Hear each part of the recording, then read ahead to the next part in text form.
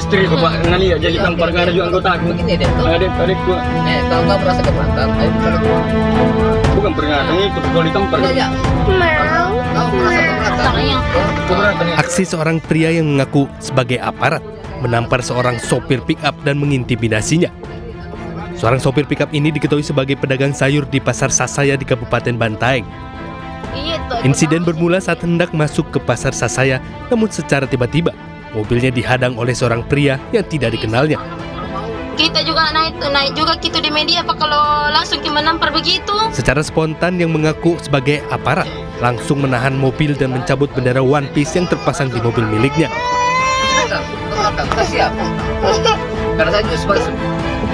Sementara itu, mural One Piece juga ditemukan di tembok pagar dan rumah warga di Dusun Temulawak, Desa Triharjo, Sleman. Namun mural One Piece ini langsung minta dihapus oleh aparat TNI Polri setempat. Aparat meminta warga untuk segera menghapusnya karena berdampingan dengan bendera merah putih. Sangat mengapresiasi untuk menghilangkan gambar itu karena berlandaskan dengan bendera merah putih itu yang agak kami suka itu. Ya sekali lagi saya sudah koordinasi sama Pak Lurah, Bapak Dimas, Pak Duko untuk memberikan edukasi pada pemilik rumah untuk menghapus gambar tersebut, terutama yang menyangkut dengan bendera lambang negara nggak bisa diubah-ubah, yang jelas itu merugikan negara. Mural tersebut diduga dibuat pada malam hari oleh pemuda setempat agar tidak diketahui warga atau perangkat desa. Tim Liputan iNews melaporkan. Pemirsa, Prada Loki. Kita ke informasi berikutnya, pemirsa, di mana Bambang Wijoyanto, Wakil Ketua KPK 2011-2015, masih menduga kematian diplomat muda Arya Daru Pangayunan bukan karena bunuh diri. Menurutnya, Arya bisa menjadi tewas karena aksi pembunuhan oleh seorang profesional. Saya melihat bahwa opsi pembunuhan dilakukan oleh seorang yang sangat profesional itu masih saya hidupkan. Ada beberapa alasan untuk itu.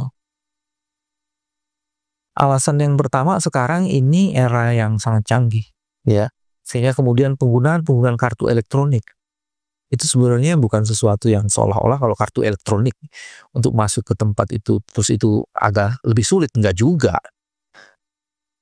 Maksud apa, penggandaan kunci, ya penggandaan kunci elektronik itu sesuatu yang bisa dilakukan. Terus yang lainnya itu yang lebih penting gini, kalau orang bunuh diri itu biasanya ya dia akan membuat wasiat atau memberitahukan kira-kira kenapa alasannya bunuh diri gitu, kayak gitu.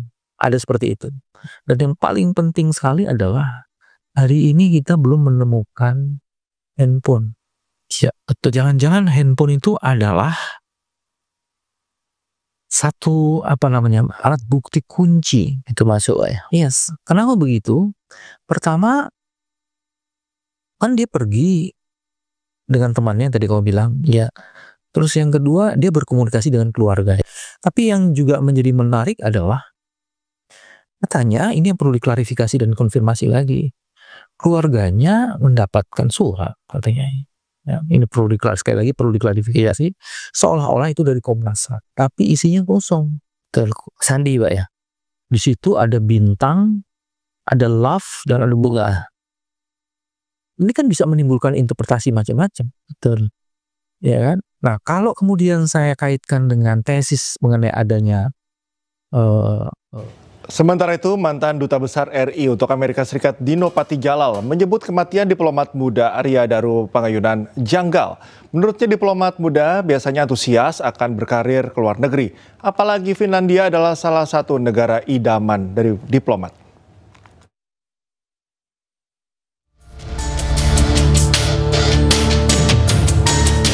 Mantan Duta Besar Republik Indonesia untuk Amerika Serikat Dino Patijalal menanggapi kematian diplomat muda Arya Daru Pangayunan. Dalam video yang diunggah di Instagram pribadinya, mantan Wakil Menteri Luar Negeri era Presiden SBY ini menyebut kematian Arya janggal. Saya bukan polisi dan tidak mempunyai akses terhadap data-data forensik, tapi saya sulit sekali menerima kesimpulan bahwa diplomat muda Arya Daru itu bunuh diri. Pertama, karena metode bunuh diri yang diduga dilakukan oleh Arya Daru itu sangat tidak lazim. Biasanya kalau orang mau bunuh diri itu, dia memilih cara yang konvensional, yang tidak menyengsarakan diri. Kedua, Arya Daru itu akan posting di Finlandia, salah satu posting idaman bagi diplomat Indonesia. Sebagai diplomat, saya paham sekali orang yang mau posting di luar negeri itu merasa sangat antusias, penuh gairah dan gelora hidup, karena dia akan membuka lembaran baru dalam hidupnya dan karirnya di luar negeri. Ada sejumlah kejanggalan yang diutarakan Dino Patijalal dalam kematian Arya. Pertama, penggunaan lakban untuk akhiri hidup tidak lazim. Kedua, berdasarkan pengalamannya, Dino menyebut diplomat muda akan antusias hidup dan berkarir di luar negeri. Terlebih Finlandia adalah salah satu negara idaman diplomat muda. Kemudian tidak ada pesan terakhir yang ditinggalkan Arya untuk keluarganya. Keempat, salah satu ponsel Arya hilang. Padahal biasanya seseorang yang hendak mengakhiri hidupnya akan meninggalkan ponsel yang memuat sejumlah informasi penting. Selanjutnya, Dino mempertanyakan tidak adanya sidik jari Arya di salah satu ponsel Arya yang ditemukan polisi. Selain itu, rekaman CCTV yang beredar pun tidak lengkap. Sebelumnya, polisi memastikan tidak ada unsur pidana dalam kematian Arya Daru Pangayunan. Arya meninggal dunia bukan karena aksi pembunuhan, melainkan karena mati lemas akibat lilitan lakban kuning di kepalanya. Tim Liputan iNews melaporkan. Informasi berikutnya, Prada Luki Shepril Saputra Namo dimakamkan pada sore tadi di pemakaman umum Kapadala, Kupang, Nusa Tenggara Timur. Sementara itu, pihak polisi militer TNI masih melakukan penyelidikan Prada Luki yang tewas diduga dianiaya seniornya sesama prajurit TNI.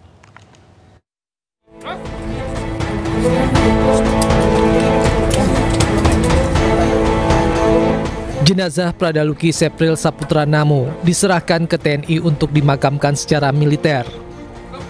Prosesi pemakaman berlangsung hikmat diawali dengan ibadah pemakaman di rumah duka Asrama Tentara Kuanino, Kupang, Nusa Tenggara Timur.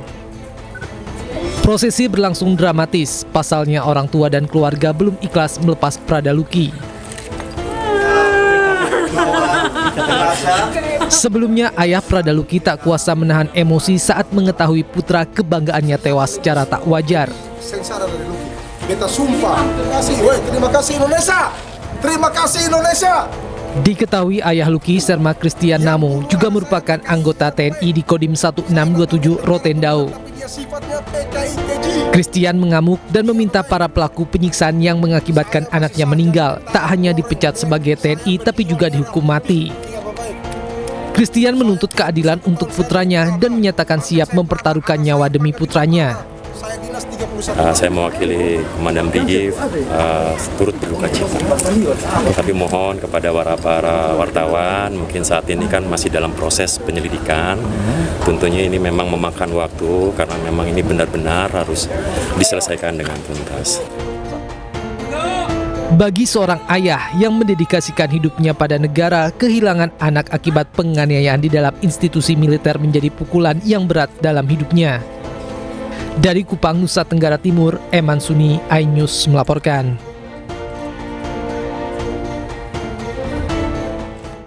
Donasi untuk para pendemo di Pati, Jawa Tengah terus mengalir dari masyarakat. Tak hanya air mineral, donasi diberikan juga dalam bentuk makanan serta buah-buahan. Hingga Sabtu malam, pemirsa, kawasan pendopo Bupati dan alun-alun Pati masih terus dipadati warga yang bersimpati dengan aksi galang donasi. Warga memberikan donasi berupa makanan, minuman, serta buah-buahan. Bahkan banyak warga menggunakan momen ini dengan bersuah foto di depan tumpukan makanan dan minuman.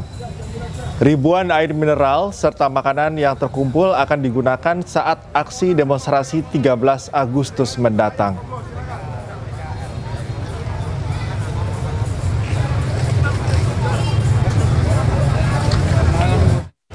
Sebelumnya Bupati Pati Sudewo akhirnya membatalkan kebijakan kenaikan pajak bumi dan bangunan sebesar 250%.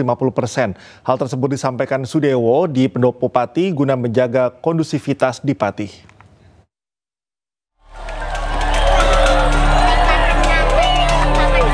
Bupati Pati akhirnya membatalkan kenaikan pajak bumi dan bangunan perdesaan dan perkotaan atau PBB P2 setelah desakan dari masyarakat.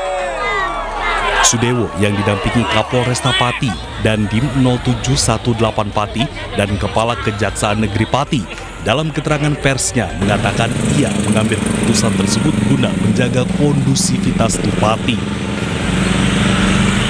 Sudewo meminta maaf kepada masyarakat Pati atas kebijakan yang dianggap memberatkan masyarakat. Padahal esensi dari kebijakan tersebut untuk pembangunan dan kesejahteraan rakyat. Saya memutuskan kebijakan kenaikan PBB P2 saya batalkan untuk menciptakan situasi aman dan kondusif dan dalam rangka memperlancar perekonomian dan pembangunan Kabupaten Pati.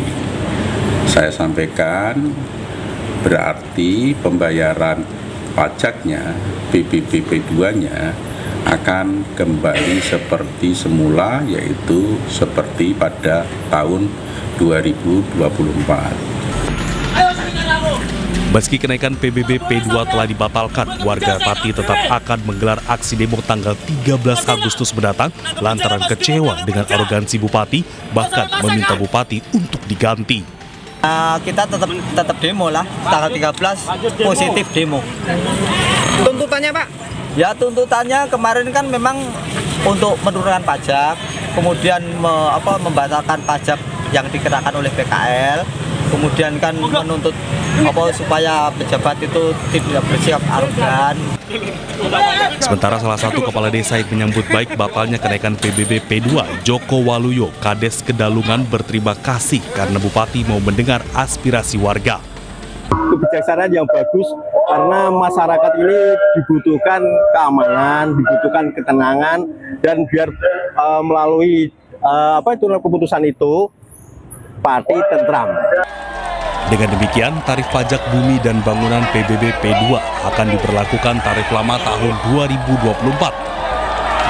Sehingga beberapa proyek seperti perbaikan alun-alun Pati dan RSUD Suwondo akan ditunda.